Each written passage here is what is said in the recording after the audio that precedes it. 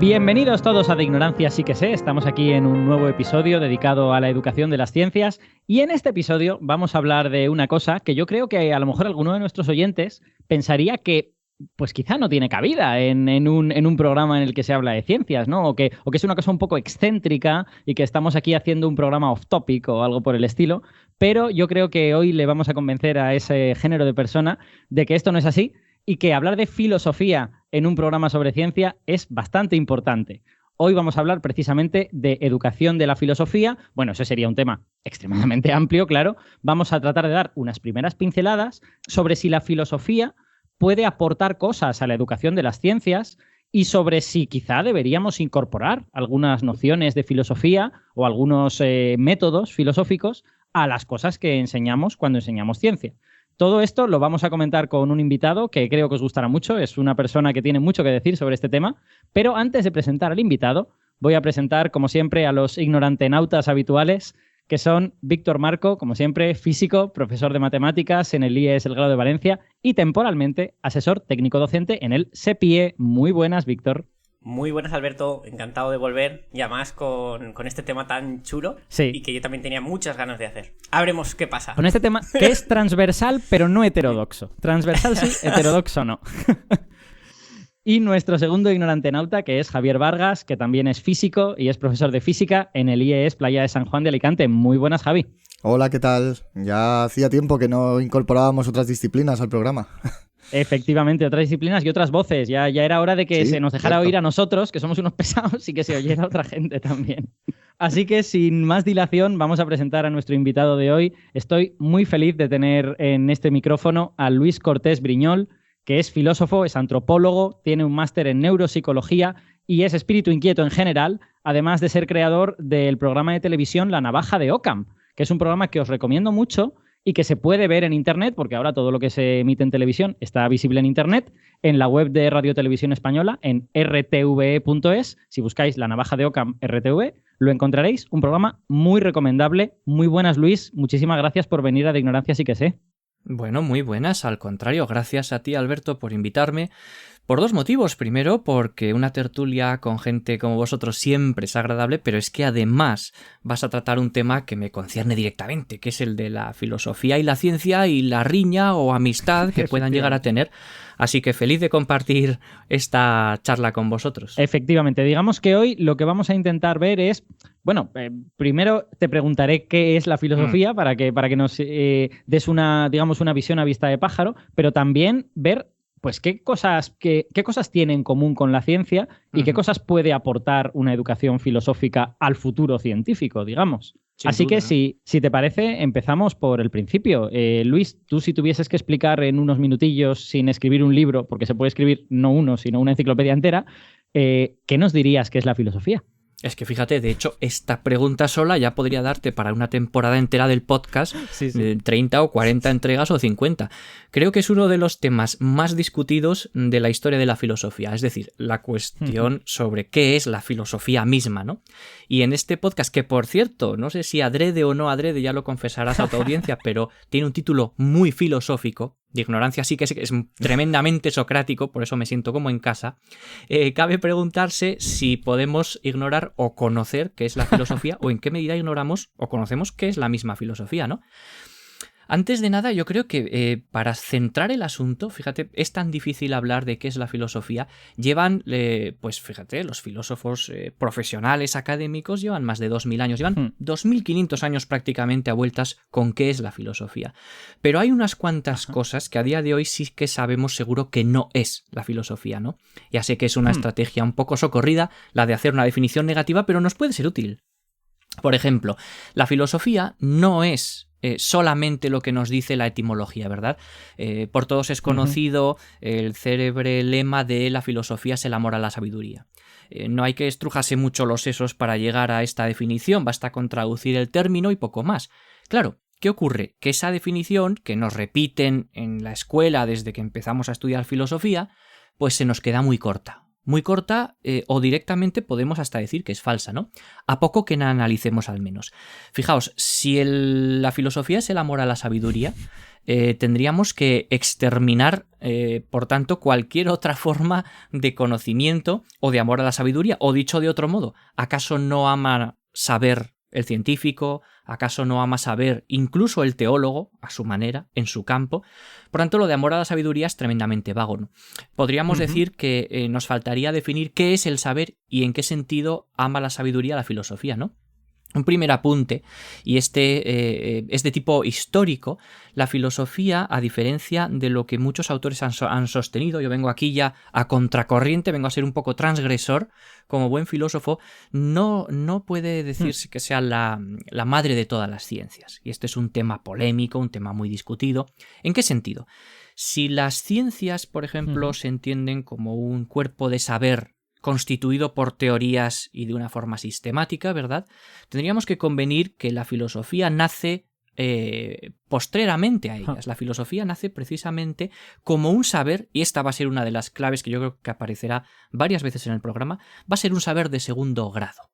Digamos que los primeros grados de los saberes serían aquellos campos del conocimiento que se encargarían de estudiar directamente la realidad, ¿no? La física, y aquí los tres sois físicos, es el arquetipo del saber de esta clase, el arquetipo de saber de primer grado. Es decir, nosotros queremos conocer de alguna forma cómo funciona el mundo y nos acercamos a los tratados de física, a los resultados de sus experimentos en laboratorio, y el segundo grado será el que, con arreglo a estos conocimientos previos que ya existen, que son físicos, pero que también son matemáticos, que son religiosos, que son artísticos, que son políticos, intenta poner un poquito de orden en todo este desconcierto, ¿no? Por tanto, ya empezamos a perfilar a la filosofía como algo mucho más humilde de lo que se nos ha contado, nada de la génesis de todo el pensamiento, como si la gente antes de la filosofía no pensara. Pues claro que pensaba.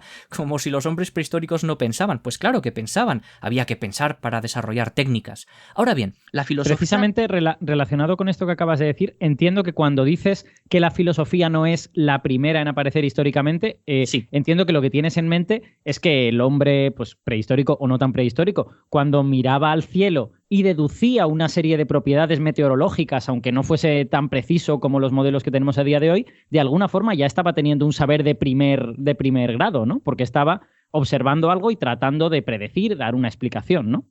Claro, tenía efectivamente un contacto con un mundo que le sobrepasaba por completo y accedió por lo menos, no a una teoría todavía en el sentido fuerte, pero sí accedió a la constatación, digamos, de ciertas, podríamos decir, regularidades empíricas. Él se dio cuenta de que había unos procesos que por alguna razón se tendían a repetir frente a otros que parecían ausentes. Entonces, claro, como efectivamente la capacidad de inferencia y la capacidad de deducción lógica no tiene como requisito haber estudiado filosofía, pobre si no de todos los mortales que no hayan pasado por la escuela, ¿verdad? No habríamos podido construir la historia de la ciencia sin estudiar filosofía. Claro, de alguna forma lo que hace la filosofía es partir de estos primeros accesos al mundo para ordenar lo que yo entiendo que son contradicciones. Hay un momento en el que se encuentran contradicciones entre las distintas ciencias y entre lo que esas ciencias nos dicen sobre el mundo, que esto es lo interesante. Entonces, si tenemos, por ejemplo, en un sentido histórico, esta es la tesis que yo defiendo, a la geometría como la primera de las ciencias, luego ya estaría el debate de si la matemática es una ciencia o no, si es un lenguaje, si tal y cual, pero pongamos que históricamente los primeros teoremas, y creo que esto nadie me lo podrá discutir, fueron matemáticos. No fueron físicos en un sentido moderno, ni fueron químicos, ni muchísimo menos biológicos. Bien, si la geometría ya es la ciencia de la que Platón dice no entre aquí el que no conozca, ¿verdad? En el frontispicio de su academia, la famosa cita, no entre aquí el que no sepa geometría, decía Platón, para los que querían formarse en filosofía. ¿Por qué? Porque la geometría ordenaba el pensamiento de tal manera que podía permitir establecer analogías y diferencias, podía permitir establecer relaciones entre conjuntos, y de algún modo la geometría ordenaba ese espacio exterior, ese cielo, de hecho, con la astronomía inicial, y la filosofía tendrá que ver si puede trasladar esa forma geométrica de saber, esto está muy claro en Spinoza, a otros campos del conocimiento, a la ciencia cotidiana, digamos, a la moral, al arte, a la técnica, a qué es lo bueno, lo bello, lo justo, lo malo. Y ese es el punto. Creo que la filosofía, por tanto, tal y como yo la entiendo, es un saber que requiere, fijaos lo que os digo, no solamente es que se beneficie, sino que requiere a la ciencia, y la ciencia en un sentido muy amplio. Pero no solo a ella, sino que requiere también la experiencia sobre los dioses, sobre la política, sobre las artes, sobre, en fin, las relaciones humanas en general. Es un saber de segundo grado, y en torno a ese saber de segundo grado es cuando Platón funda su academia. Ahí nace la filosofía en un sentido académico.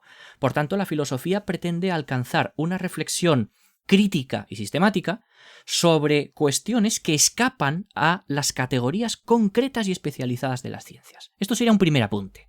Qué interesante. Sí, nos has dado, yo creo, una definición, aparte de dando una especie de paseo histórico por cosas que han ocurrido, una definición muy abstracta, ¿no? Porque y uno empieza a entender por qué la gente ha tenido un problema a lo largo del tiempo para definir lo que es la filosofía, porque lo que nos estás diciendo es que la filosofía necesita unos saberes previos con cuyas estructuras trata de jugar y cuyas estructuras trata de conciliar de alguna forma, ¿no? Sí, señor. Sí, señor, justamente es eso. De hecho, la filosofía, podríamos ya empezar diciendo, para ser rigurosos, que no existe como tal, como un ente unitario. De la misma forma que convendréis conmigo vosotros en que la ciencia, como algo pétreo, monádico y en bloque homogéneo, no existe. Existen las ciencias, en plural, que de hecho tienen métodos científicos diferentes. No hay un método científico, no hay una ciencia y no hay una filosofía. Hay varias filosofías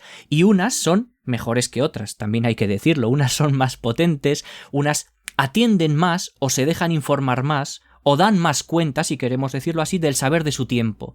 Y de alguna manera esto cabe, digamos, presentarse del siguiente modo. Todos tenemos una filosofía, una cosmovisión, una manera de ver el mundo, y la filosofía académica va a refinar esta forma ingenua y casi pueril, en su sentido etimológico, de aproximarse al todo, ¿no? Al cosmos, al mundo, al universo.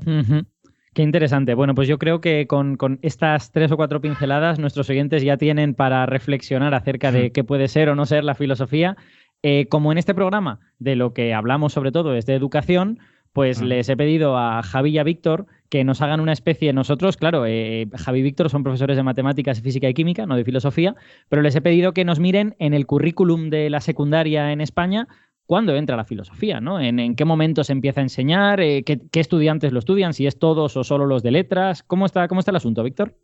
Vale, pues a ver, yo lo que me he informado es en el actual currículum, en el que está en vigor, porque todos sabemos ahora que está el que va a entrar nuevo para el año que viene, y para no liarlo más, que eso ya hablaremos cuando entre. Exacto. Porque también tenemos que hablar de nuestras propias asignaturas, que hay mucha tela que cortar. Bueno, actualmente en la ESO no está la filosofía obligatoria, solo está optativa y en cuarto de la ESO. Es decir, ya entramos en el hecho de que no todo el mundo va a salir de la secundaria con una formación filosófica. Ya no mínima, sino inexistente. Lo cual ya ha formado mucho debate, ¿no? Quiero decir, mira, tengo una compañera que opina que lo que se pretende es hacerla desaparecer. Ya por un lado o por otro, ya no vamos a juzgar ni ramas políticas ni nada, porque parece ser que la intención común es que cada vez vaya desapareciendo más. Es muy significativo que en cualquier instituto, como mucho, puedes llegar a tener 2 profesores de filosofía. En el mío, en el grado solo hay 1. Sí. Y bueno, no sé en el de Javi cuántos compañeros tendrá. En el mío creo recordar que son ahora mismo 2 y no sé si hay un tercero. Claro. Pero a jornada partida, porque uno de ellos tiene otras funciones además de las propias clases de filosofía. Y además, el departamento de filosofía se encarga también de dar la asignatura de valores éticos. Y ese es uno de los cambios que tiene el nuevo currículum. Ahora mismo valores éticos es la alternativa a religión. Con el nuevo currículum pasa de estar en todos los cursos como alternativa a la religión a darse de forma obligatoria, pero en un único curso. De manera que ahí se pierden bastantes horas de clase de las que suele encargarse el departamento de filosofía. Ajá.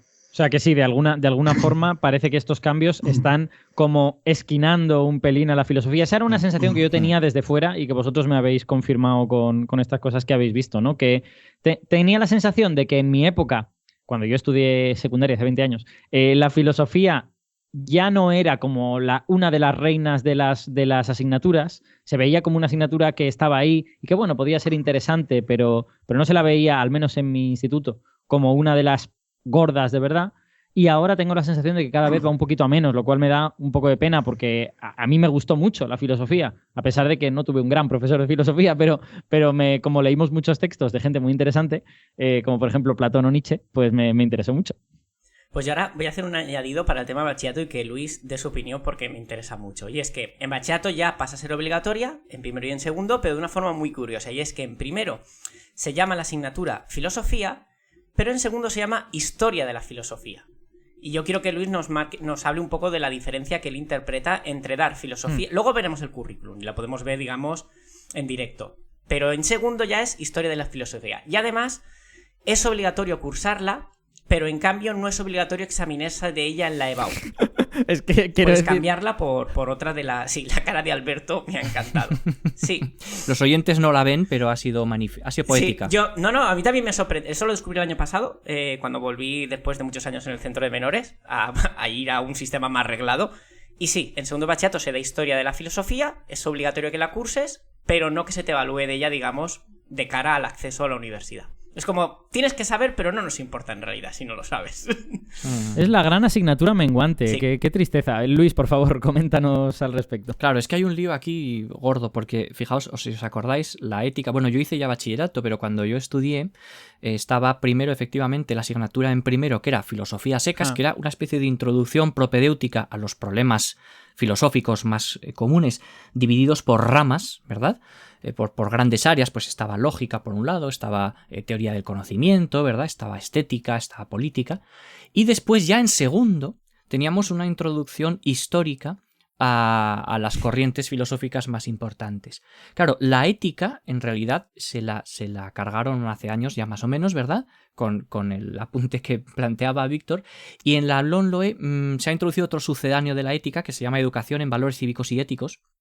Lo cual, lo que sucede ahora es que la filosofía no está en la lista de adaptativas que los institutos están, digamos, obligados a ofertar en cuarto de la ESO. La pueden ofertar, dependerá de cada comunidad autónoma, pero no están obligados.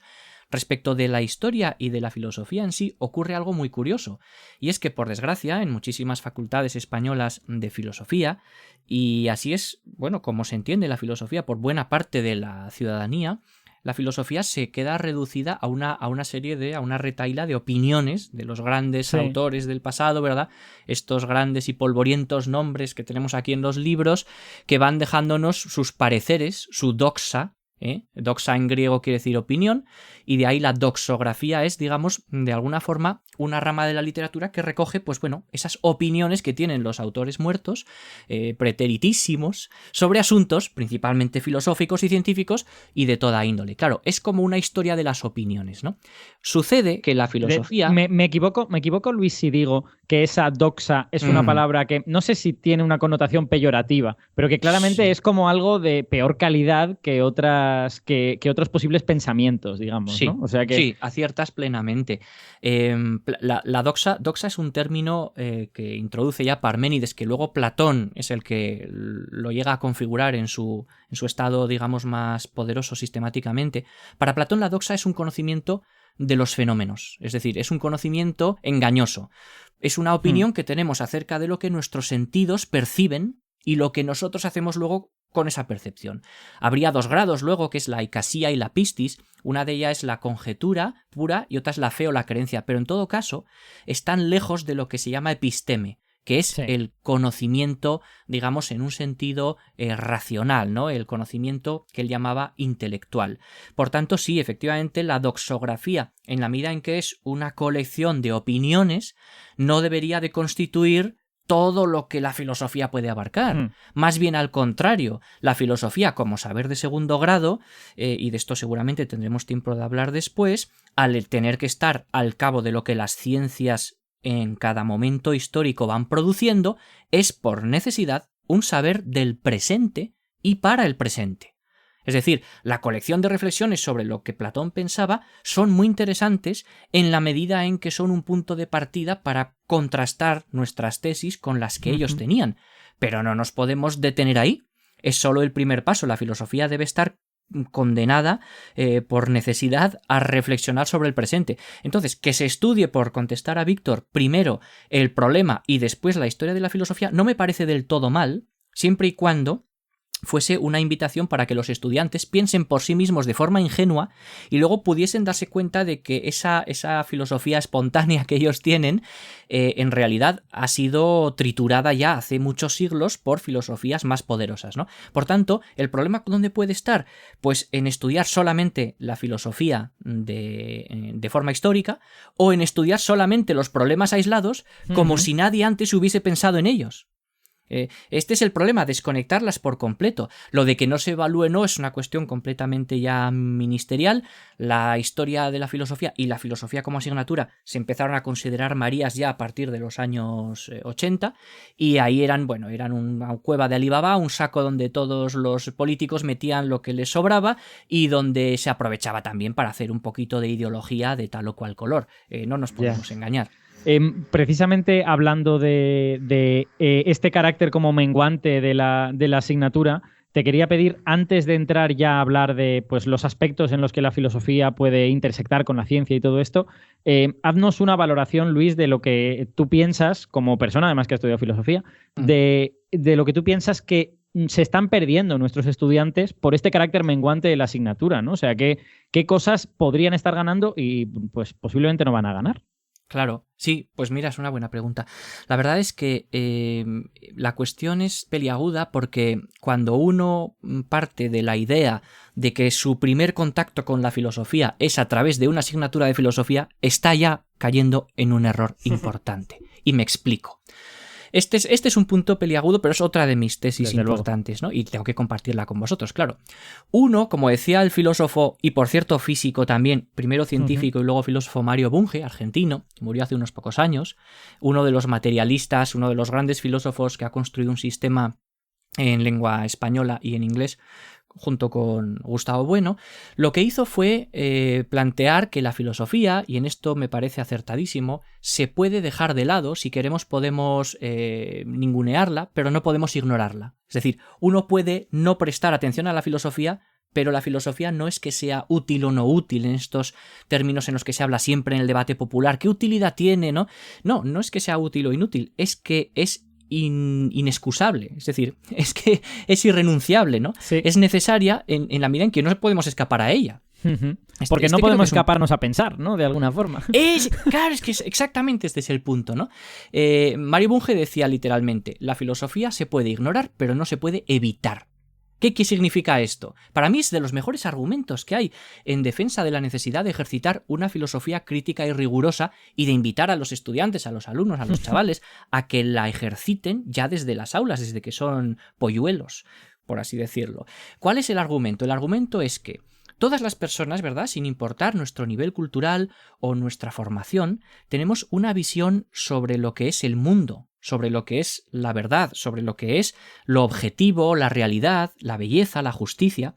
Esto es inevitable porque va con nosotros, ¿no? Forma parte de nuestros propios mecanismos cognitivos, hacer ese tipo de conjeturas y de inferencias. Por tanto, esa especie de mapamundi que tenemos para orientarnos en la vida es la filosofía mundana de cada uno. Todos tenemos una pequeña filosofía mundana, de ahí que Gustavo Bueno, filósofo español, decía todos somos filósofos, a lo que añadía luego con una sonrisa unos mejores que otros. Claro, todos de alguna forma hacemos filosofía en la medida en que todos tenemos una idea sobre, como os digo, el mundo exterior. Ahora bien, esa idea puede quedarse en una especie de superstición, en un nivel básico de creencia, en intuiciones más o menos de andar por casa, espontáneas, o bien puede someterse a la criba, al análisis y a la sistematicidad de una filosofía rigurosa, que a su vez, para serlo, necesita estar informada de la ciencia más actual. Este es el punto, ¿no? Víctor. Sí, ¿no crees que es un poco... podría ser la misma excusa que con el tema del lenguaje? Todos, básicamente, por nacer en una familia y que te hablen desde pequeño, te enseña a hablar. Con un poco aprendes a escribir. Si no te dieran más lengua y literatura, tendrías un nivel muy bajo de escritura y de lenguaje. Y por eso damos lengua y literatura todos los cursos obligatoriamente. En cambio, no te dan una asignatura para enseñar a pensar cuando piensas, ¿no? Cualquier alumno cuando te debate está haciendo filosofía, cuando debate unas ideas, correctas o incorrectas.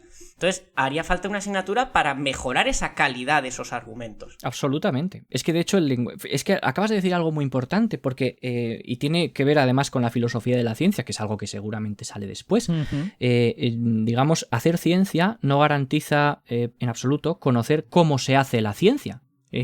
Los científicos hacen ciencias sin haber explorado muy bien por qué y de qué manera y con qué métodos y con qué leyes. Saber proferir oraciones no implica saber gramática. Uno puede perfectamente saber hablar y construir frases y que le entiendan, que es el objetivo de todo lenguaje, pero eso no significa que conozcan los fundamentos por los cuales determinadas partículas se ordenan en una secuencia concreta para formar una sintaxis. Entonces, hacerse consciente de esa sintaxis nos permite, además de dominar el lenguaje cuando éste está resquebrajado o es dubitativo, nos permite entender por qué un lenguaje se distingue de otro y cuándo una frase es o no es español, por ejemplo, o es otra cosa que se ha inventado algún reggaetonero de moda, pero que no es castellano. Otra cosa es que luego artísticamente nos guste, pero hay que decirlo claramente, esto no es un idioma conocido. Entonces, de alguna forma, esa concienciación, como muy bien apunta Víctor, de la estructura interna de un lenguaje o de una ciencia, es el tipo de saber al que aspira la filosofía. La concienciación acerca de cómo las distintas capas de lo real, ontológicamente hablando, están dispuestas de forma natural sin que el ser humano intervenga, de tal manera que para acceder a su conocimiento hay que respetar ciertos límites o umbrales.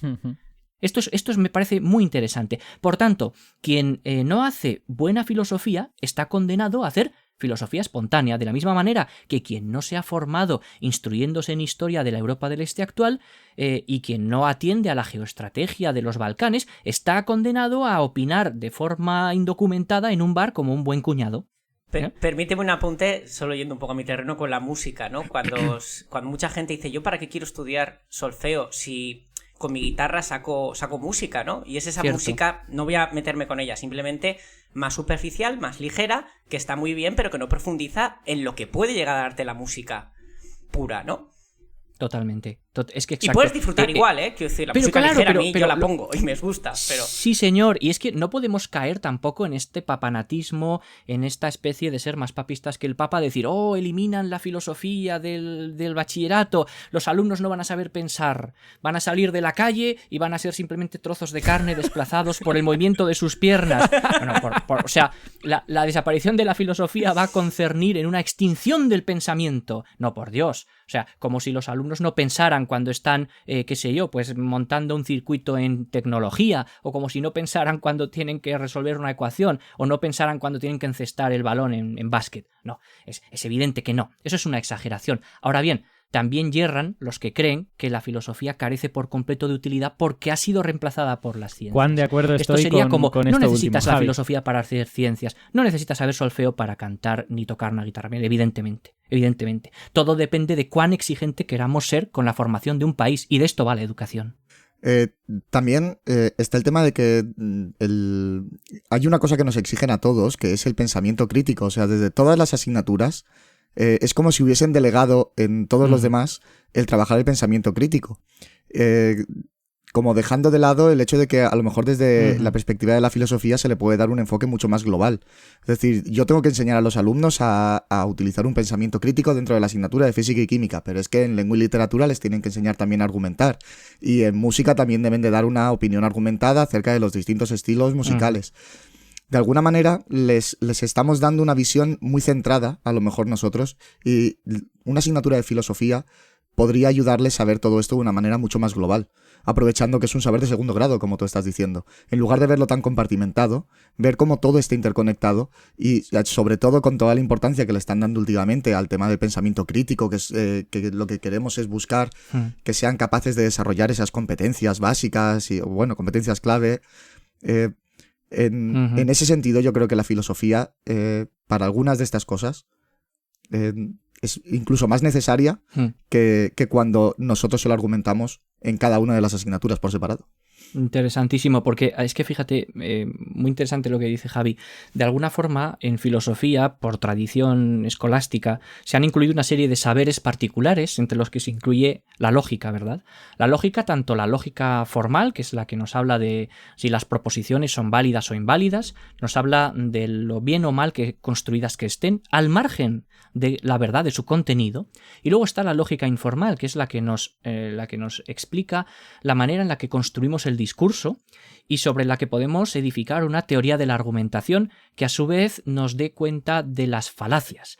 Las falacias, los errores al argumentar, que una deducción sea válida o no, que uno pueda exponer una tesis de forma ordenada, consistente y sistemática y que uno esté acostumbrado tanto a refutar como a ser refutado, son, entre comillas, pues competencias propias del saber filosófico.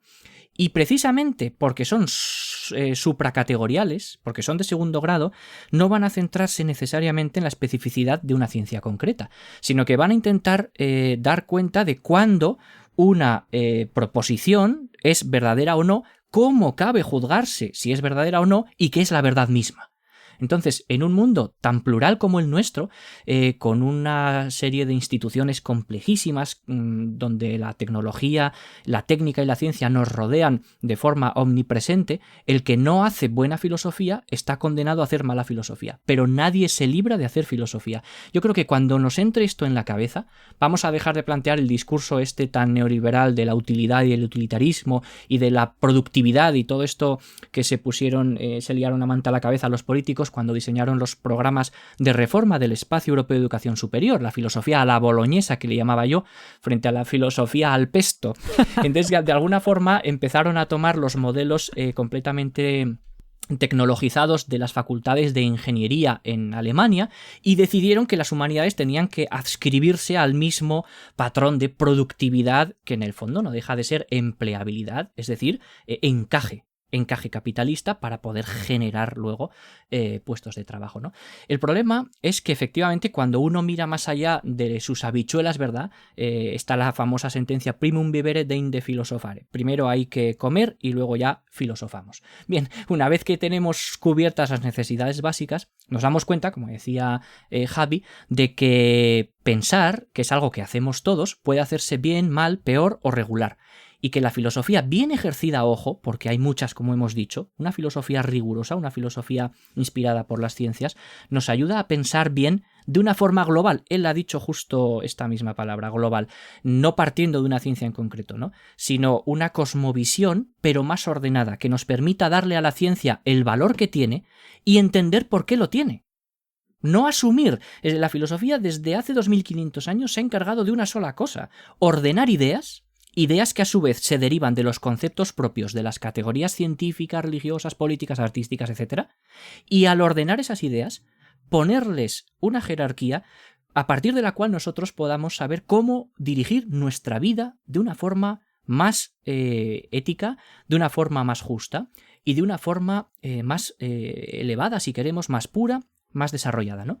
Entonces, en el fondo, ordenar las ideas son el material con el que trabaja el filósofo, a diferencia de las probetas del químico o del laboratorio del físico, etcétera, o de los símbolos del matemático. El filósofo trabaja con ideas. ¿Por qué? Porque entre esas ciencias, y entre las ciencias y las religiones, y entre el arte y las políticas, hay contradicciones, y hay que resolverlas. ¿Cómo? Teniendo que decidir entre una serie de valores que se nos brindan. Y esa decisión entre esa serie de valores que se nos brindan, ese resolver contradicciones, escapa a las ciencias, porque las ciencias, por definición, son particulares. Por eso nos pueden ofrecer una cosmovisión tan particular y tan especializada, ¿verdad? Tan precisa de un área muy pequeñita del mundo. Pero cuando hablamos del mundo en su totalidad, las ciencias no tienen nada que decir. Ese es el problema. Luego tenemos a Stephen Hawking diciendo que la filosofía ha muerto. Claro, pero es que el pobre hombre no se enteraba, con todos los respetos que le profeso, faltaría más, de que la filosofía no era una especie de ciencia inicial, que una madre de las ciencias, que luego cuando sus hijas crecen y se doctoran y se hacen muy inteligentes y ganan mucho dinero, jubilan a la madre, la meten en la residencia y dicen, tú que eras la filosofía, la madre de las ciencias, ya no pintas nada. Las hijas te han sobrepasado, ¿no? Te han superado. No, es que la filosofía nunca tuvo el papel que le estamos adjudicando hoy por error. Pues Luis, creo que te voy a coger el guante a las múltiples alusiones a la ciencia que acabas de hacer y vamos a entrar ya, que estamos en un podcast de educación de las ciencias, vamos a entrar ya en esa intersección, ¿no? Repásanos un poco qué elementos dirías tú que hay en la filosofía que son cercanos a la ciencia o que de alguna manera solapan con lo que en ciencia tratamos de hacer y que por lo tanto pueden ser interesantes para un estudiante de ciencias. Sí, bueno, desde el momento en el que la filosofía se define históricamente, digamos, frente al mito, ¿verdad? Pues procura un intento de explicación racional de la realidad, digamos, a través de conceptos e ideas. Por tanto, si tenemos que decir un primer elemento que efectivamente es cercano o más que cercano común, ¿verdad?, al pensamiento científico, es la racionalidad. Es decir, la herramienta de la que se sirve no es la iluminación, ¿verdad?, ni es la inspiración, como los gnósticos o los artistas, sino que es la razón. Luego ya, bueno, definir lo que es la razón, pues es otro problema filosófico más de tantísimos que no hemos conseguido resolver. Pero, de buenas a primeras, que la filosofía sea un intento de explicación racional, ya tiene en común con la ciencia esa especie de espíritu, si queremos decirlo así, de lucha contra el dogmatismo. Es decir, si definimos el dogmatismo como sostener determinadas creencias sin la necesidad de dar cuenta de las razones por las cuales las defendemos, y sin que estas razones tengan algo que ver con el mundo, ¿verdad?, que sería deseable, con el mundo real, si lo entendemos así, filosofía y ciencia son saberes racionales, ¿vale? Pero no solamente son racionales, sino que son críticos. Críticos en dos sentidos distintos, porque la literatura también puede ser racional. Esto es muy interesante para otro podcast. Pero lo curioso, claro, la literatura, la poesía, la música tiene su racionalidad interna, efectivamente, pero no hay una crítica. ¿Qué es la crítica? Yo me refiero a la crítica tanto en la ciencia como en la filosofía en dos sentidos. Primero, en un sentido negativo, digamos que la filosofía vería la negatividad o las contradicciones que existen en la sociedad, pero es que las ciencias ven las contradicciones que existen entre las distintas explicaciones, como cuando hablábamos del modelo del éter, por ejemplo, Maxwell, pues contradecía ciertos descubrimientos posteriores y por tanto hay que resolver una contradicción, en ese sentido.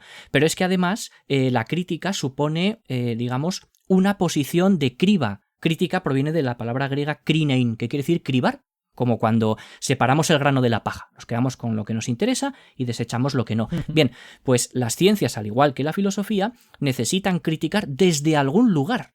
Este es el punto. Cuando se critica la mecánica newtoniana, se critica desde una postulación teórica de Einstein, ¿no? Por ejemplo. Cuando se critica el modelo de cinética de gases, se critica... Sí. Bien, bueno, la historia de la ciencia nos depara miles de ejemplos. Por tanto, esto es muy importante porque la filosofía, así como la ciencia, se hacen desde una posición previa de saberes. Y esto nos lleva a lo que une a la ciencia y a la filosofía como tercer punto, que es la historicidad. La filosofía está sometida a un cierto progreso, aunque no progresa en el sentido en el que lo hace la ciencia, es muy distinto, pero ciencia y filosofía progresan. Y por tanto, la ciencia y la filosofía de hace 300 años quedan obsoletas. A diferencia de el arte, que puede no quedar obsoleto, o puede volver y retornar con renovada validez. La ciencia y la filosofía de hace 300 años ya no tiene sentido. Y su carácter analítico, por ejemplo, se encarga de aclarar el sentido y las condiciones de verdad. Por último, podría decir que son saberes universales. Tanto los filosóficos como los científicos, a diferencia de la moral, que es particular, condenada a un pueblo y a una historia, a diferencia de las religiones, que lo pretenden pero no lo consiguen, la ciencia y la filosofía, sus afirmaciones, sus teorías, pretenden ser válidamente, pretenden ser válidos para cualquier individuo racional, por supuesto, en cualquier contexto posible, ¿no? Es decir, están opuestas al particularismo. Fijaos si tienen muchas cosas en común. Lo que pasa es que tanto el objetivo de una y de otra, como sobre todo el referente que tienen, muy especializado, como decíamos, muy general en la filosofía, muy especializado en la ciencia, muy general en la filosofía, son muy distintos. Los referentes son distintos, las formas de trabajo son distintas y los materiales con los que se desenvuelven son distintos. Pero tienen muchísimo en común y sirva este podcast para romper una lanza en favor de esa unión. Nunca han estado peleados. Nunca han estado peleados. Ciencia y filosofía han estado juntas desde siempre, pero por comodidad burocrática romántica, pues en las facultades se empezó a separar en departamentos. Y ya está. No tiene mucho más historia que un avatar, un devenir histórico, ¿no? Pero la ciencia y la filosofía están unidísimas. Me llama la atención que en toda esta descripción que acabas de hacer, efectivamente has sido muy consistente con tu descripción de la filosofía como un saber de segundo grado, ¿no? Porque Sí, efectivamente no has señalado cosas concretas, no has dicho, no, es que en física del estado sólido vendría muy bien saber no sé qué de filosofía, no, que va, son saberes que se abstraen incluso de la propia física, ¿no? Y que se podrían aplicar a la física o a la biología, cualquiera de las dos. Totalmente. Una vez que entendemos, por ejemplo, que por filosofía del conocimiento, teoría del conocimiento, epistemología, una vez que entendemos la realidad epistemológica de una determinada teoría, podemos saber que deducir es uno de los procesos por los cuales se produce la contrastación en algunas hipótesis científicas, inducir es otro de los procesos, abducir es otro de los procesos, pero lo que tienen en común esos procesos es que se pueden aplicar a todos los campos del saber. Esa es la clave, que realmente las ciencias no funcionan con unos esquemas mentales distintos de los que funciona pues, la filosofía o el arte. Lo que ocurre sencillamente es que se encargan, a través de un sistema constante de revisión y de revocación de teorías, de modelizar. Pero ambos, filosofía y ciencia, son teoretizaciones. Son teoretizaciones del mundo. Lo que pasa es que el alcance de la filosofía no es contrastable empíricamente en la medida en que sus tesis son a veces mucho más globales y abstractas, como dices tú, pero lo mismo que la matemática, que la entendemos como ciencia formal. La matemática nos puede ayudar a entender por qué si A es igual a B y B es igual a C, A es igual a C. Esto, que nos puede servir en el supuesto auxiliar cuando estamos estudiando una genética de poblaciones del ruiseñor o del pinzón, no es específico de la ornitología. Es sencillamente un esquema de pensamiento que se ha refinado, como decía Javi y como decía Víctor, haciendo conscientes, es decir, explicitando la estructura y la derivación y el modo en el que funcionan las inferencias. Pero la ciencia que estudiaba la manera en la que podemos conocer todo lo que sea cognoscible y la manera en la que un saber tiene sentido o no dentro de un campo es justamente la filosofía. ¿Pero por qué? Porque pretende responder a lo que no puede responder la ciencia. Esto es lo interesante. Por ejemplo, un ejemplo para que los oyentes bajen un poco a la tierra, el cambio climático. Estamos hablando de que el cambio climático es una propuesta, ¿verdad?, ya completamente validada, por mucho que algunos insistan en que no, que proviene de pues, distintos saberes particulares, desde la biología, la geología, la meteorología, la física, por supuesto. Bien, lo que tenemos que hacer con el cambio climático es tomar la decisión acerca de si debemos implantar medidas políticas para detenerlo. Hablo del cambio climático antropogénico, el que hemos ocasionado aquí los Homo sapiens. Bien, si debemos o no detener el cambio climático, en otras palabras, si debemos o no proteger la biodiversidad, no es una cuestión que quepa ser resuelta en el campo de la física, ni de la meteorología, ni de la geología. ¿Por qué? Porque sobrepasa las categorías particulares de las ciencias y porque conculca la ética, la moral, la política. Es decir, ¿por qué habría de ser bueno mantener la biodiversidad? Yo esto se lo he preguntado a algún colega biólogo alguna vez, me ha mirado mosqueado. Sí. ¿Cómo que por qué? ¿Cómo que por qué? Lo da por hecho. Bien, lo da por hecho, siente que es lo correcto y probablemente lo sea. Pero ¿por qué no puede argumentar por qué? Exacto. ¿Por qué no puede argumentar por qué? Porque no ha hecho explícitas las suposiciones éticas, ¿verdad?, ontogenéticas y gnoseológicas de una teoría física que interpele al fin del mundo. ¿Por qué habríamos de ser, qué sé yo, conmiserados con los animales que sufren? El antiespecismo, el feminismo. ¿Por qué tendría que haber más mujeres hablando de ciencia? ¿Por qué eso es bueno? Es bueno, sí, pero ¿por qué?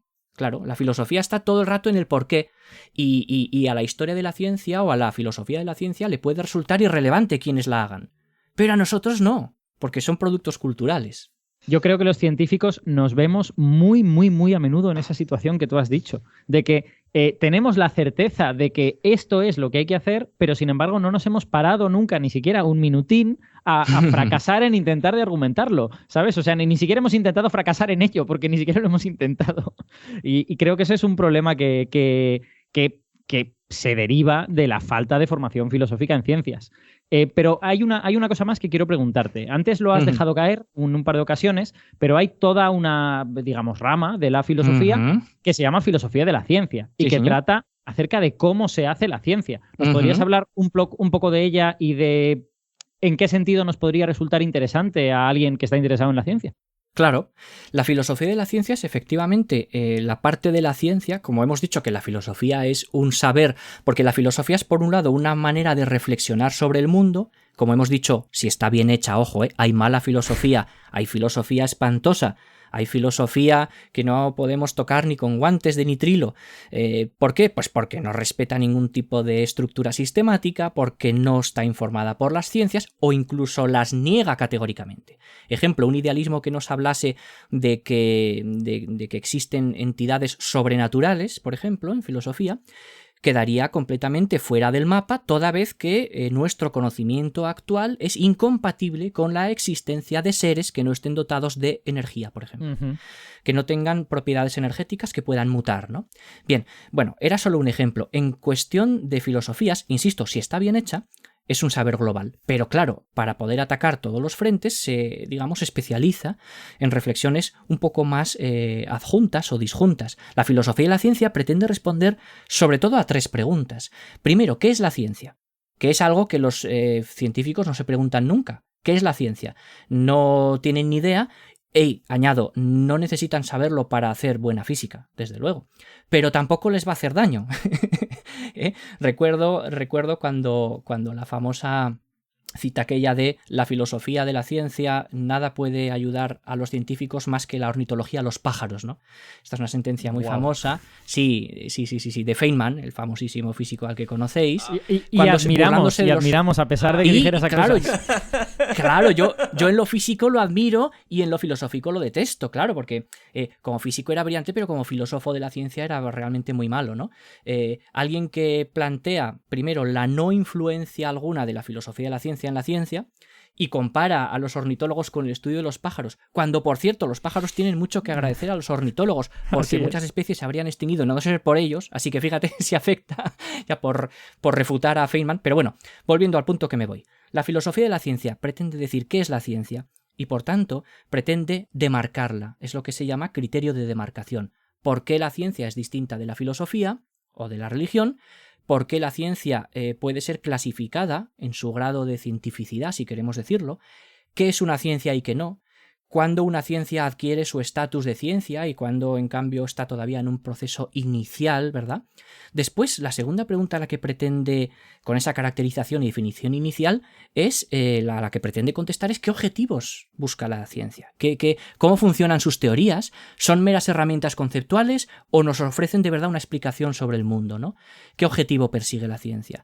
Que no solamente sea recaudar, digamos, impuestos y generar programas de investigación. Y luego, por último, cómo progresan las ciencias. Esto es muy interesante. Cómo unas hipótesis dan lugar a otras, cómo esta sustitución de hipótesis se procede de manera brusca o más bien progresiva, ¿verdad? Cómo se desarrolla en el fondo la ciencia como institución. Y una de las cosas de las que se preocupa muchísimo la filosofía de la ciencia es de hacer conscientes a los científicos, aunque no sea su principal interés, en que los métodos que utilizan son derivados a su vez de presupuestos filosóficos, que esto es muy interesante. Todo científico haciendo ciencia, aunque también cuando vota a un partido político, hace filosofía, como hemos convenido, ¿verdad? Pero el problema es que el científico al hacer ciencia está eligiendo entre metodologías sin ser consciente de la implicación que tiene. Dicho de otro modo, todos los científicos, si vosotros ejercieseis ahora mismo las ciencias que habéis estudiado, seríais o bien deterministas, o bien realistas, o bien todos tendríais una concepción acerca de aquello que estudiáis, ¿verdad? Ya por de pronto hay una tesis ontológica básica, y es que existe un mundo exterior a nuestro pensamiento y que además podemos conocerlo, aunque sea en parte, aunque sea de forma falible. Este presupuesto es filosófico, no es científico. Entonces, cuando el científico se hace consciente de que está haciendo una filosofía, puede ser más o menos cuitado, más o menos responsable y más o menos prudente y dejar de decir tonterías, como por ejemplo la partícula de Dios y todas estas cosas que leemos en los libros, en algunos libros de divulgación de físicos que por otro lado son brillantes en su campo. Y es que precisamente lo que les hace caer en prestigio filosófico es que salen de su campo. La ciencia es tan potente, tan poderosa, tan refinada y nos puede ofrecer modelos verdaderamente con tales niveles de predicción que el científico a veces, un poquito engalanado en esa potencia, ¿verdad? Y en esa umbría, pues lo que hace es emitir opiniones acerca del resto del mundo que no son el que se circunscribe a su campo. Y ahí es cuando mete la pata y hace el ridículo, evidentemente. Los ejemplos que os ponía, ¿no? La partícula de Dios, bueno, ya sabemos que es una forma de vender libros, pero en el fondo sí que hay ciertas ideas sobre el origen, el cosmos y todas estas cosas. De hecho, hay una cosa que has dicho y que me ha venido inmediatamente un ejemplo. Tú has dicho que la filosofía de la ciencia trata de marcar lo que es ciencia y lo que no es ciencia, y eso parece muy abstracto, ¿no? Y parece que a lo mejor es una cosa que solo puede interesar a gente muy, muy cafetera de la ciencia. Y sin embargo, hay un ejemplo muy concreto que interesa simplemente a los aficionados a la ciencia. En los años 90, si no recuerdo mal, y si no es en los 90, es a principios de los 2000, un físico estadounidense que se llama Lee Smolin escribió un libro criticando a la teoría de cuerdas y criticándola porque decía que en parte ni siquiera era ciencia. El libro se llama Not Even Wrong. Interrumpimos la conexión. Al micrófono, el Alberto del futuro. Bueno, no de vuestro futuro, pero sí del futuro del Alberto que estaba hablando hasta hace un... Bueno, da igual. Que la cosa es que en el proceso de edición del programa, pues nos hemos dado cuenta que he dicho mal el autor del libro. Y que además soy reincidente. No es la primera vez que digo mal el autor de este libro. Así que vamos a poner aquí esta pequeña fe de ratas para que todo quede claro. El autor de Not Even Wrong es Peter Woit. Lee Smolin efectivamente tiene un libro similar con una temática parecida, pero no es Not Even Wrong. El libro de Smolin se llama The Trouble with Physics, el problema de la física. Si queréis podéis buscarlos, la verdad que son libros interesantes, pero tenéis que saber que son libros tendenciosos. Son libros que defienden una tesis hostil hacia teoría de cuerdas y que la defienden por motivos no exclusivamente científicos. Hay peleas de financiación y cosas en el background de estos libros, pero bueno, ese sería completamente otro debate. Aclarada esta cuestión, seguimos con el programa ya. Es decir, ni siquiera erróneo, porque como no es ciencia, ni siquiera está mal. Y es un libro en el que hay un montón de filosofía. Sí. No sé si Lee Smolin es bueno haciendo filosofía o no lo es, yo no soy capaz de juzgar eso, pero cualquier aficionado a la ciencia que le interese la teoría de cuerdas y que diga, ay, mira, este tío critica la teoría de cuerdas, voy a leerme su libro, pues sin una formación razonable en filosofía, puede que no entienda los buenos o malos razonamientos que haya en ese libro. O si hay algún malo, igual cree que es bueno, ¿no? Precisamente. O sea que incluso desde el punto de vista del aficionado a la ciencia, se va a encontrar con este tipo de problemas, porque como te interesa la ciencia, te interesa qué es la ciencia. Es que absolutamente, acabas de decir, Alberto, algo fundamental. Fíjate, si hablamos del cosmos, por ejemplo, o el universo, son nociones que escuchamos a grandes divulgadores que a todos nos han fascinado desde niños, ¿verdad? El problema es que cuando un científico habla del universo, no está definiendo qué noción de universo aplica a la hora de divulgar. Es decir, el universo o el cosmos son términos filosóficos. Y esto os chocará a muchos físicos. Yo me he peleado con muchos físicos amistosamente, debo decir. Pero digamos que he discutido con muchos físicos sobre esta cuestión, ¿no? El universo, fijaos, si el universo se entiende, dado que es un concepto, insisto, filosófico, como la totalidad de lo existente, atención a la definición, ¿verdad? No hablo de nuestro universo, siempre algunos físicos, lógicamente, tenéis que apellidar universo primigenio. Nuestro universo observable. ¿Por qué apellidáis? Porque universo se escapa a vuestro campo de estudio. Porque realmente, sin ser conscientes, universo realmente es un término filosófico que indica la totalidad de lo que existe. De lo cual, por cierto, se deduce otra tesis filosófica, que no científica, y es que por tanto no puede tener un origen. Y me explico. A ver, ahora es cuando el podcast de Alberto entra en crisis. Fíjate, Luis, que solo diciendo eso, y lo quiero mencionar ahora, he pensado en cuando Carl Sagan define universo en cosmos, porque él dice, el universo es, todo lo que fue y todo lo que será. O sea que en cierta manera es consistente con esto que nos estás contando. Por supuesto, pero porque Sagan tenía una mejor intuición o formación filosófica. Y ese señor del que has hablado, efectivamente, cuando habla de la teoría... Efectivamente, Smolin o Gustavo Romero, por ejemplo, hace poquito, cuando hablan y critican la teoría de cuerdas, lo que están criticando es ciertas áreas de la física más especulativa que, por razones puramente empíricas, ahora mismo ofrece postulados que no son contrastables a día de hoy. A día de hoy. y siempre es importante él a día de hoy. De la misma manera que hubo una alquimia que se transformó en química y cuando era alquimia no era una ciencia. Pero fijaos lo del universo, qué curioso. Si el universo lo tratamos como un todo, ¿no? Por ejemplo, usando ideas, insisto, que provienen de la ontología, estamos confundiendo metafísica con ciencias. ¿Por qué no tiene sentido hablar del universo, del origen del universo, ni de causa originaria? Si el universo es el sistema de todos los sistemas que existen, y no es un conjunto, por cierto, como se suele decir, porque los conjuntos son conceptos y no son sistemas, ¿verdad? Esto ya lo dejo caer ahí para el espectador que quiera tomar nota. En tanto que sistema material, el universo tiene unas propiedades físicas, ¿estáis de acuerdo? Sí. Bien, pero no tendrá un origen, ya que si es el sistema de todos los sistemas, no habrá ningún sistema ajeno externo a él que pueda originarlo. Y mucho menos crearlo, pues la creación implica un creador. Esta es otra, lo de la creación del universo. Yo cuando voy a ir a una charla y la creación del universo, yo tomo mis medidas y me planteo si entrar o no. Porque de alguna forma la creación implica crear de la nada. La única manera de que el universo tuviera un origen stricto sensu sería que ese origen se encuentre dentro del mismo universo. Claro, ahí nos encontramos con otro problema mayúsculo de la filosofía, que es cómo algo puede originarse a sí mismo, la causa autocausada, el motor inmóvil de Aristóteles, pero se me ocurre que, por ejemplo, se puede sortear el problema con un supuesto teórico y especulativo a más no poder, que es que el origen del universo esté en el mismo universo. Sí. Es decir, que para respetar la temporalidad de las reacciones causales, acudamos a la idea desquiciada de pensar que el origen del universo esté en el futuro de nuestro universo y no el pasado. Bueno, bien, bucles temporales cerrados y todas estas cosas que vosotros domináis mucho mejor que yo, ¿no?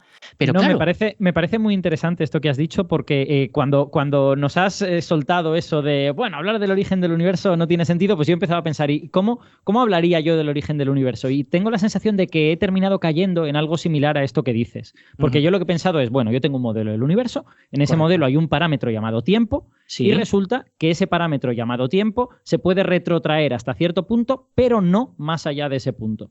Bueno, pues yo llamo a esa cosa origen del universo. Pero creo que entonces estoy hablando precisamente de un universo originado a partir de sí mismo o a partir de unas leyes de la física o algo así, ¿no? Muy bien, es que efectivamente tú hablas seguramente del modelo lambda CDM, que es uno de esos modelos, quizá el modelo mejor considerado como marco de trabajo, que es un conjunto de teorías, aunque no está exento de problemas. Lo curioso es que cuando tú estás hablando efectivamente de universo como un todo, cuando la cosmología se pretende entender como el origen del todo, el cosmos, otra palabra filosófica, mucho antes de ser científica, fracasa por fuerza. ¿Pero por qué? Porque se está convirtiendo en cosmogonía, que la cosmogonía sí que pretende explicar el origen del mundo, de todo lo que existe. ¿Y cómo lo hace? Recurriendo a mitos, claro, recurriendo a mitos donde hay entidades que son previas al todo. Bueno, pero esto no tiene ningún sentido, ni científico ni filosófico, ¿no? Lo curioso es que esa concepción del cosmos y del universo como algo que se pueda originar y a la vez como algo definido como todo lo que hay, es filosóficamente inconsistente, no tiene ningún sentido. Para vosotros es una metáfora, es una paráfrasis, porque efectivamente os referís siempre a un modelo concreto, modelo inflacionario, modelo tal, es decir, os referís a un instante concreto, que además también tiene ciertos problemas, por cierto, porque, en fin, no se puede retroceder a un instante cero, luego está el problema de si el tiempo se origina o no, que el tiempo se origine en un punto requeriría una referencia para ese origen y por tanto habría que hacer un universo dentro de otro universo. Bueno, los cosmólogos parece que han fumado alguna hierba aromática a veces antes de... Y aquí coincido efectivamente con los críticos que dicen, igual se nos está yendo un poco de las manos la especulación, ojo, que siempre ha sido necesaria en ciencia. La ciencia tiene un componente creativo imprescindible y no pasa nada porque la teoría de cuerdas no sea ciencia hoy, o por lo menos no se ajuste a lo que llamamos ciencia física ortodoxa. No pasa nada, porque a veces esas intuiciones alocadas pueden dar lugar a ciencia real, contante y sonante. El ejemplo de Maxwell y el éter para mí es fundamental. El éter se consideró el éter no tenía referencia real, pero servía para explicar algunas cosas, aunque luego se supo que lo que efectivamente estaba pasando era otra cosa, ¿no? Pero a veces los científicos se tienen que armar pues de conjeturas y tienen un proceso creativo que es muy importante. Y precisamente esto, volviendo a la filosofía de la ciencia, nos da una imagen de la ciencia mucho menos mitificada. La ciencia es falible, la ciencia es humana, es una institución cultural, progresa, falla, va hacia atrás, va hacia adelante, y no es un conjunto de personas emitiendo razonablemente teorías una tras otra, no. La ciencia va observando, va haciendo especulación, va experimentando, y tiene un componente creativo muy importante. Es decir, la imaginación humana es fundamental para hacer ciencia. Esto de que la ciencia consiste en observar y reproducir, no. Hay muchísima ciencia que no se puede hacer observando sencillamente porque trata sobre no observables. Así de sencillo. Muchas veces es la teoría la que se postula y luego se intenta buscar una observación. Tenemos ahí, perdona, el ejemplo del bosón de Higgs y el campo de Higgs. Totalmente. Tú te lo inventas y lo metes para que las ecuaciones reproduzcan lo que quieren. Y tiempo después lo encuentras. A mí me parece maravilloso, porque siempre se piensa o se enseña, mal enseñado, que primero, lo que acaba de decir Luis, primero observas y luego compruebas, ¿no? Cae la manzana y me invento toda la teoría de la gravedad. No, eso tampoco fue así, claro. Además. Pero es genial cómo hemos ido evolucionando y va... No está claro qué va antes. Siempre si la observación o la teoría van jugando y en cada momento y en cada disciplina se trabaja de una forma, por lo de los métodos científicos. Sin duda.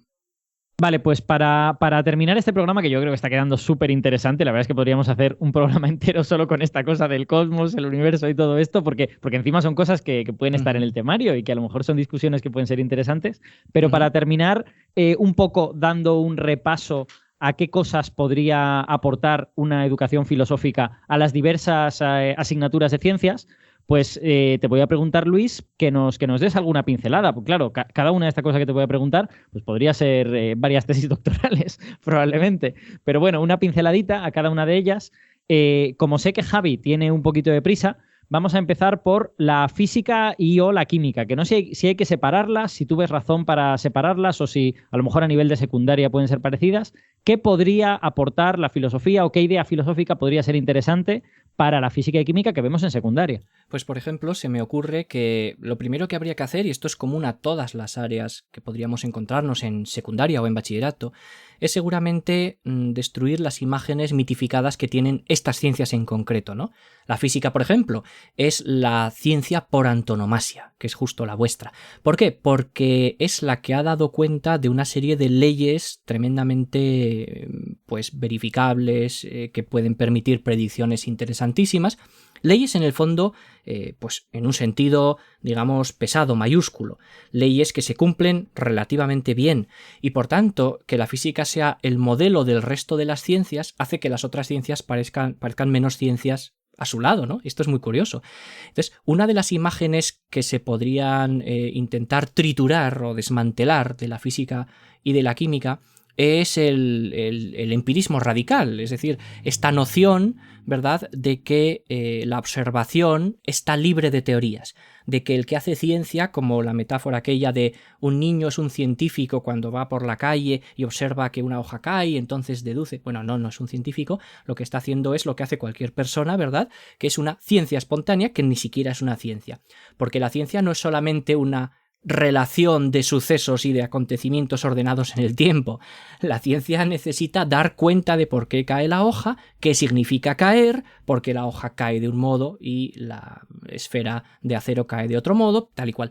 Entonces, de alguna forma, creo que el empirismo radical que predominó en física y en química durante una parte, ¿verdad?, del siglo XIX, debería de ser lo primero que un buen profesor de física y química plantee en el aula. Por ejemplo, los problemas de la física contextualizada socialmente, qué factores políticos, religiosos y sociales influyeron en la física de su época, ¿no? Y adentrarse en cómo se construye una teoría. ¿Qué es una teoría científica? ¿Por qué una teoría científica es distinta de una teoría literaria? ¿Qué es lo que caracteriza a la física como ciencia en concreto? Y entre física y química se podría hablar de otro fenómeno muy interesante que es el de los saltos cualitativos que decía Engels o las emergencias, las propiedades emergentes. Es decir, cuando hablamos de la física en un sentido de un reducto muy primario y básico, hablamos de que las relaciones entre distintos átomos y moléculas se pueden explicar físicamente, pero hay un punto a partir del cual la física no permite explicar ciertas cosas y se necesita del aparataje y de los aparatos y medidas y teorías de la química. Entonces, ¿cómo unos niveles de la realidad nos obligan a asumir el nivel anterior? Ontológicamente, esto me parece interesantísimo para que un profesor aplique en el aula. No sé si estará de acuerdo Javi, como profesor de la materia, y en qué medida le puede parecer interesante, pero en suma, se trataría de aproximar a los alumnos a una visión más realista de lo que es la ciencia. Sí, yo estoy totalmente de acuerdo y de hecho en los cursos en los que la asignatura es obligatoria siempre empezamos hablando de la metodología científica y una de las cosas que tiene relación con lo que estabas hablando de desmitificar el empirismo, una de las cosas que les digo siempre es que en muchos libros de texto hay veces que dicen que el método científico comienza siempre por la observación. Y yo les digo, no siempre, tú puedes tener una idea y luego a posteriori tratar de comprobarla una vez que ya tienes unas hipótesis hechas y tal, no tienes por qué hacer siempre primero el experimento o tener una observación espontánea que te haga saltar esa chispa. Y luego otra cosa que también tiene relación con algo que hemos hablado antes es, muy interesante también para la asignatura, es qué se considera ciencia y qué no se considera ciencia. Por todo lo que hemos estado diciendo antes de la teoría de cuerdas. Ahora mismo no es comprobable. Entonces hay gente que dice que sí, hay gente que dice que no, hay gente que dice que como en un futuro se espera que sí que sea comprobable, pues entonces que sí que se puede considerar ciencia. Y después de todo ese es uno de los temas que llama mucho la atención a los alumnos.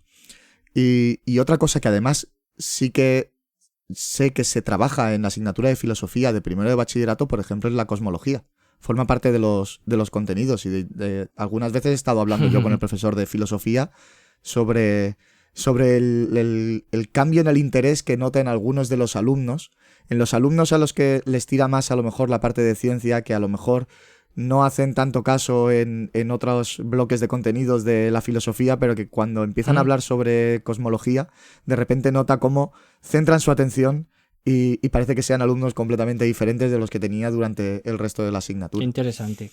Porque de alguna forma, claro, ellos conectan, ¿no?, la manera en la que les puede ser precisamente útil la filosofía a la hora de aproximarse a conceptos científicos. Y precisamente todo esto que habéis comentado, yo creo que si se introdujeran estas ideas, que seguramente no hay que hacerlo haciendo un tema de método científico, sino más bien comentándolo a lo largo del camino, ¿no?, cuando las cosas van saliendo, yo creo que eso ayudaría en un aspecto concreto de la educación que a mí me da un poquito de rabia, aunque creo que todos pasamos por ello y tampoco quedamos traumatizados ni nada, pero que es este asunto de que te van contando unas cosas cuando tienes 13 años, que a los 15 años te cuentan otras y te dicen no, que aquello resulta que no era verdad, que llegas a la universidad y te dicen no, lo que te contaron a los 15 años que tampoco era verdad. Pues reflexionar un poco sobre el valor de los modelos, las limitaciones de los modelos y qué significa la palabra verdad, ¿no? Y que abusamos un poco de ella cuando decimos eso no era verdad, pues yo creo que es interesante también. Totalmente.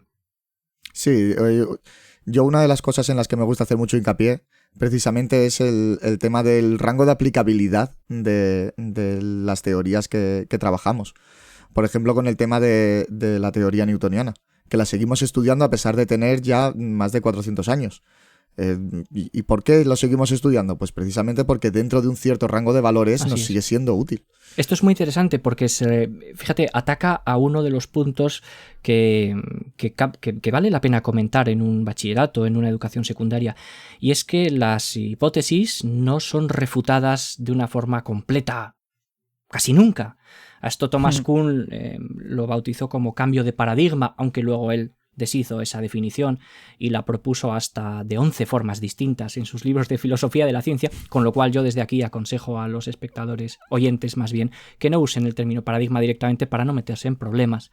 Pero salvando lo salvable, efectivamente, una destrucción total de una hipótesis o de una teoría anterior no se ha dado prácticamente nunca en ciencia. Siempre hay una parte que se salva. Y es que en filosofía ocurre lo mismo.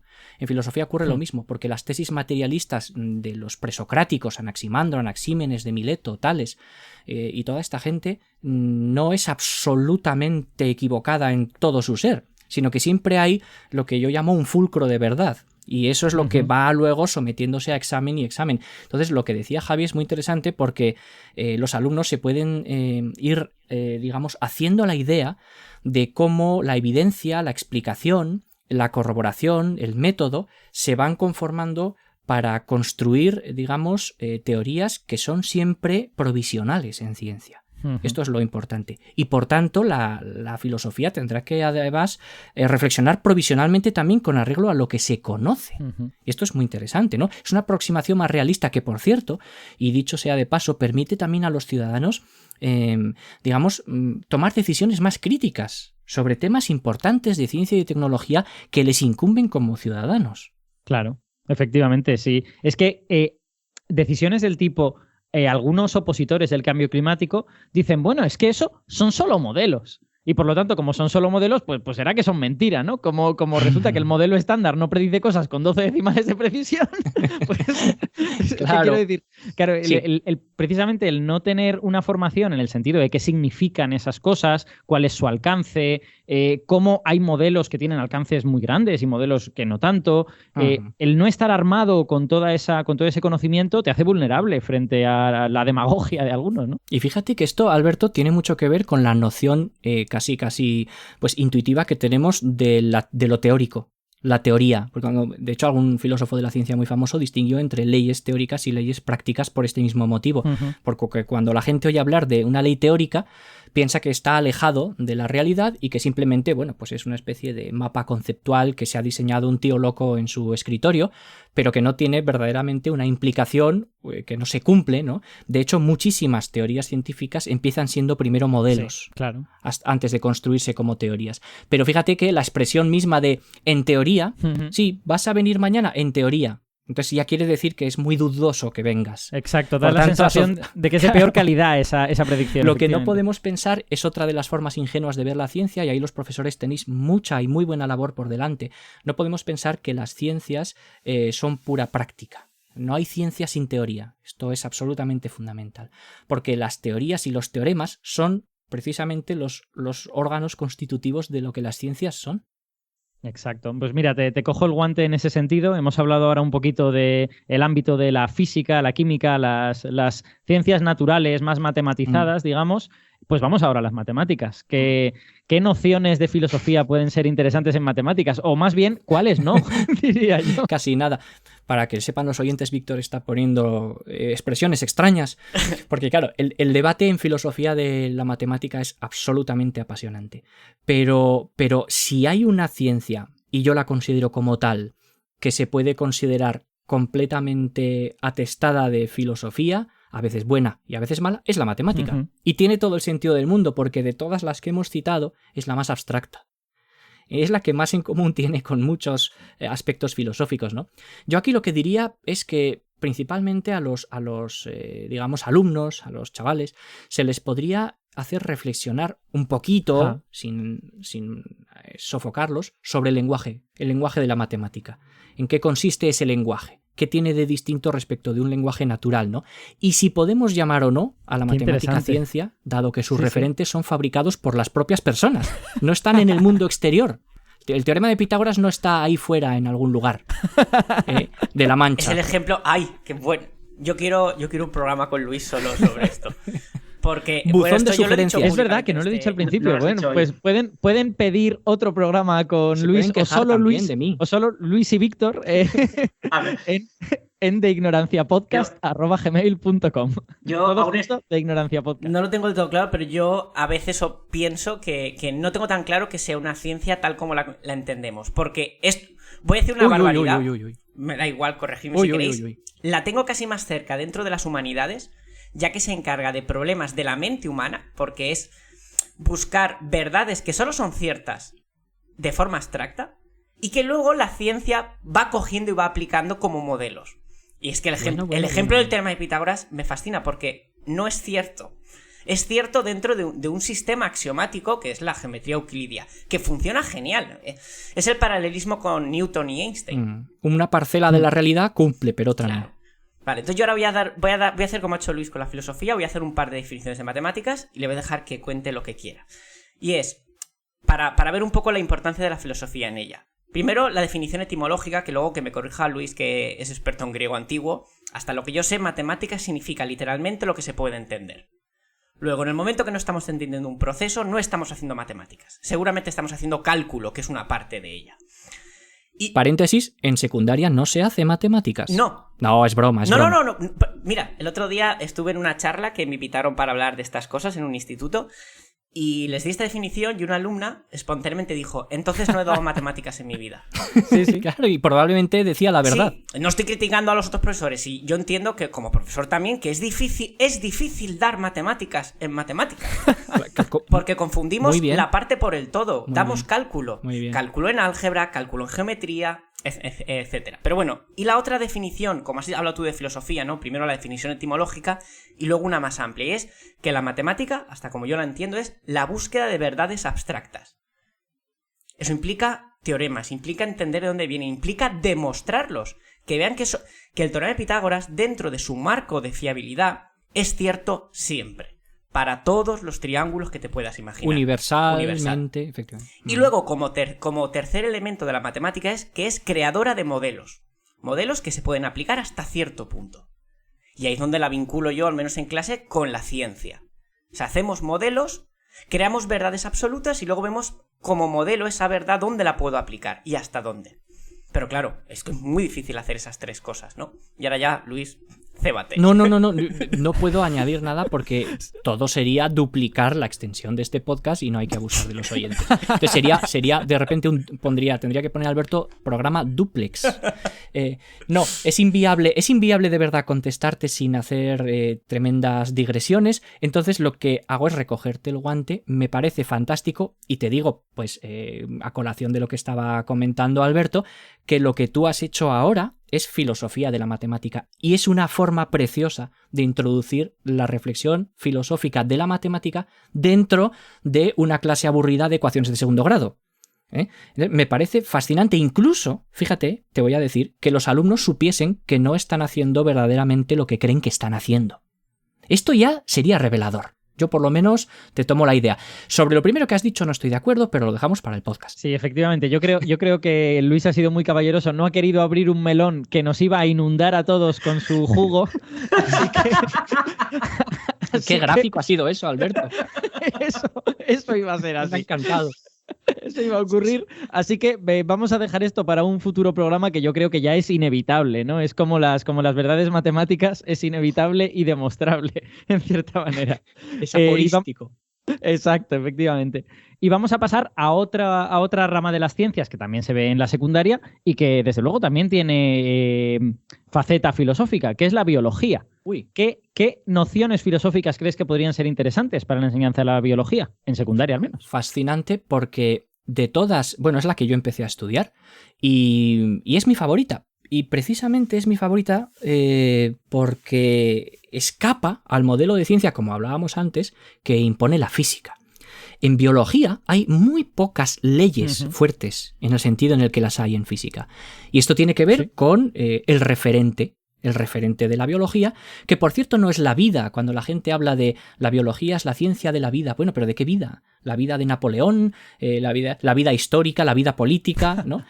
Si habla de la vida, ¿por qué se pone a hablar de los virus entonces? O si, caso de no admitirlos como vivos, ¿no? Es interesantísimo cómo de nuevo teníamos que seguir matizando de qué trata la biología. Trata de los organismos, pero entonces quedan excluidos los seres unicelulares, quedarían excluidos los priones. Es fundamental que aquí sepamos que la biología sí que es una ciencia, pero no puede ser una ciencia en el sentido en el que lo es la lógica, ahora Víctor me guiña el ojo, pero tampoco lo puede ser en el sentido en el que lo es la física, por supuestísimo, o la sociología. Entonces, de acuerdo con el referente real que tiene la biología, que es tremendamente complejo, no cabe sencillamente establecer, a menos hasta la fecha, unas leyes tan férreas como las que sí que tiene la física. Pero es por una cuestión de complejidad interna de los referentes. Entonces, aquí mi propuesta para los alumnos sería plantear primero por qué la selección natural, esta es una pregunta apasionante, es una teoría científica válida a pesar de que falla, según sus críticos, en muchos de los puntos en los que no debería fallar una teoría científica. Por ejemplo, que haya pequeños vacíos refutacionales, que no lo explique todo, etcétera, etcétera, etcétera. De nuevo, tenemos una visión, que es la que yo propongo, mucho más humilde y llana de lo que es la ciencia. La ciencia no tiene por qué explicarlo todo. Y otra de las nociones que se podría interpretar con interés en clase, partiendo de ejemplos concretos, es cómo a veces encontrar un hecho que contradiga la teoría no invalida la teoría, sino que invalida el hecho. Este tipo de reflexiones, que son apasionantes en el campo de la teoría sintética de la evolución, por ejemplo, me parece que puede hacer entender a los alumnos cómo muchas veces se trabaja no por deducción, como nos dicen en metodología que las ciencias operan, sino por abducción, ¿no? Es el caso precisamente de la teoría de la evolución. Entonces yo aquí intentaría hablar con los chavales y decirles por qué cabe pensar razonablemente que todo organismo está sujeto a evolución. ¿Y en qué medida que encontremos excepciones que aparentemente la teoría no puede explicar, no invalidan la teoría? Porque se trata de que explique lo suficiente y lo suficientemente bien. Es que la ciencia no es la certeza absoluta. Y que los chavales se lleven esta noción es muy importante, porque entre otras cosas serán ciudadanos más adultos, más maduros, que no depositarán toda la confianza en la ciencia, que pobre ella, que en realidad es humilde y laboriosa, no puede rendir cuenta de todo lo que se le achaca. Hay un término que acabas de utilizar y que te voy a pedir que nos definas porque no estoy familiarizado con él, que es abducción en este ámbito. Sí, cuando hablamos de deducción, de inducción y de abducción, hablamos de tres maneras que son, de alguna forma, las formas de inferencia más conocidas en ciencias, ¿no? La deducción, que normalmente, por cierto, se dice que puede partir de lo... cuando se habla de deducción y de inducción se habla siempre de partir de lo general a lo particular, de lo particular a lo general, aunque luego realmente no funcionan así, ¿no? Entonces, la abducción sería la propuesta que permite hacer una inferencia de verosimilitud con arreglo a una cierta probabilidad de adecuación con la realidad, por ejemplo, ¿no? Es decir, podría haber partes que se adecúen y partes que no se adecúen. Entonces, teniendo un modelo previo, intentamos ver cuáles de esas partes quedan adecuadas para establecer una especie de teoría por correspondencia.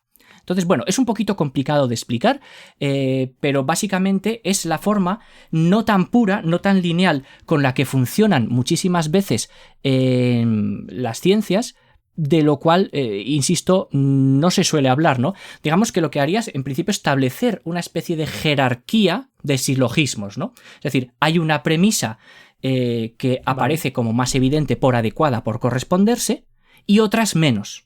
Por tanto, sería como una forma, por ejemplo, la teoría del Big Bang podría llegar a ser entendida, aunque esto me costaría muchísimo desarrollarlo aquí, como una teoría construida por abducción, por ejemplo. Vale.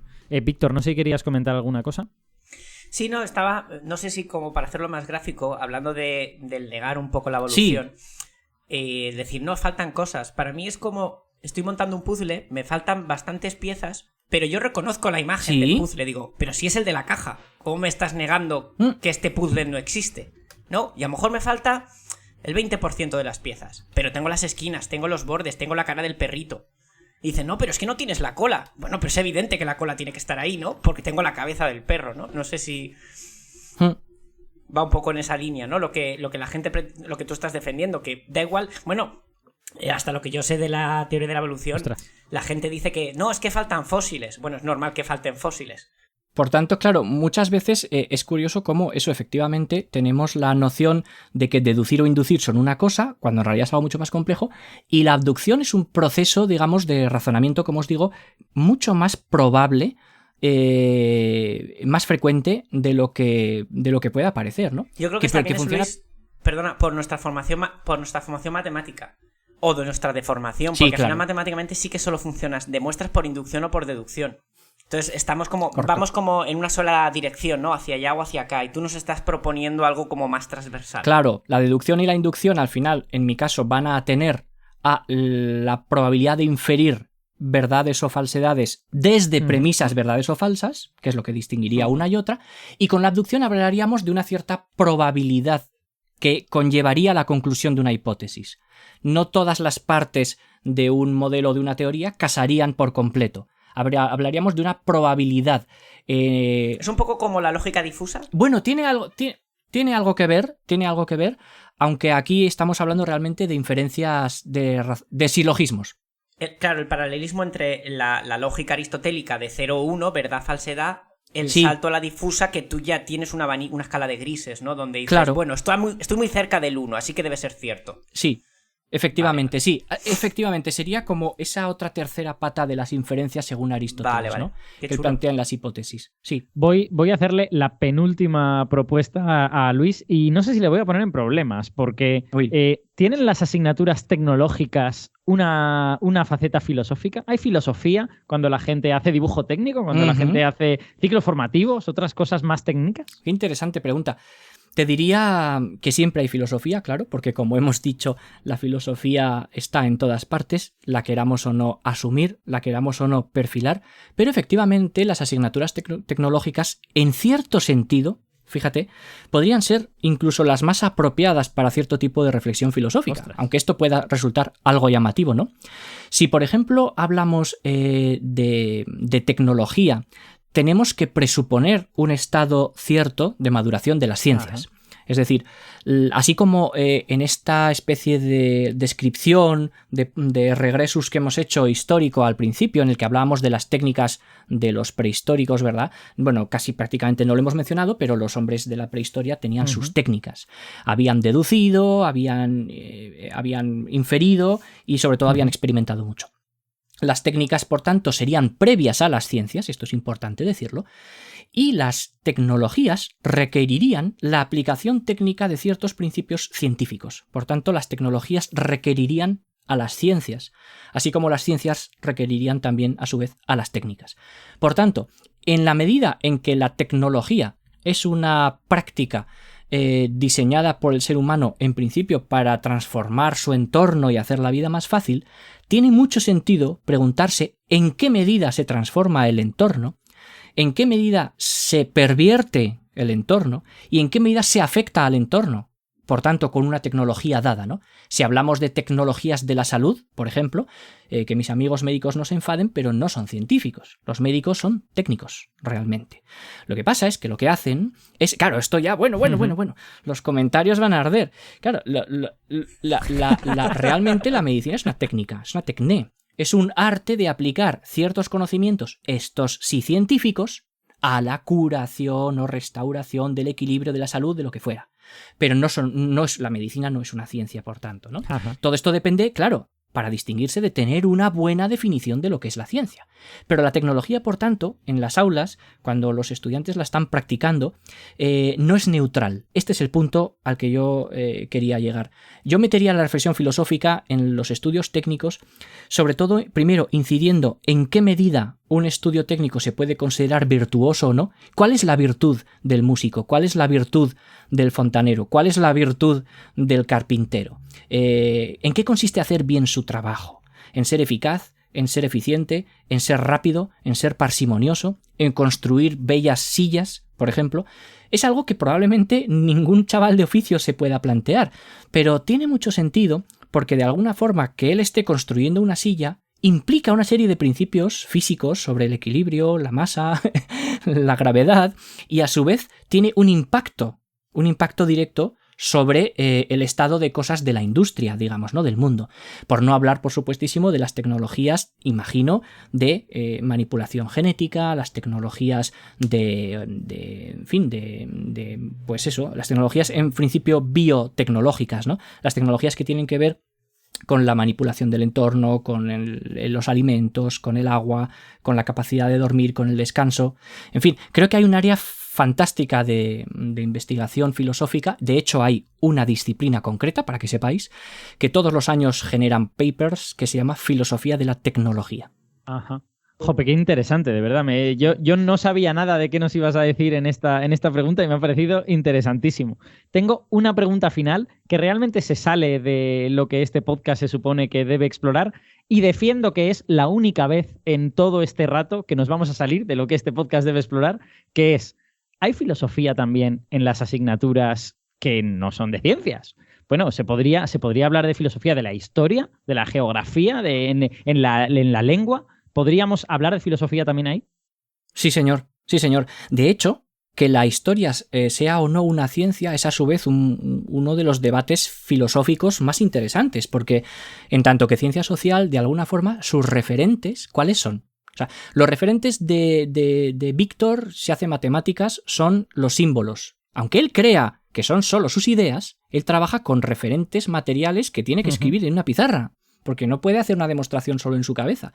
O quizás sí, ¿no? Quizás sea un genio. Pero en cualquier caso, para comunicar esa demostración, necesita símbolos. Los símbolos son el referente material de los matemáticos, que parecía que no lo tenían.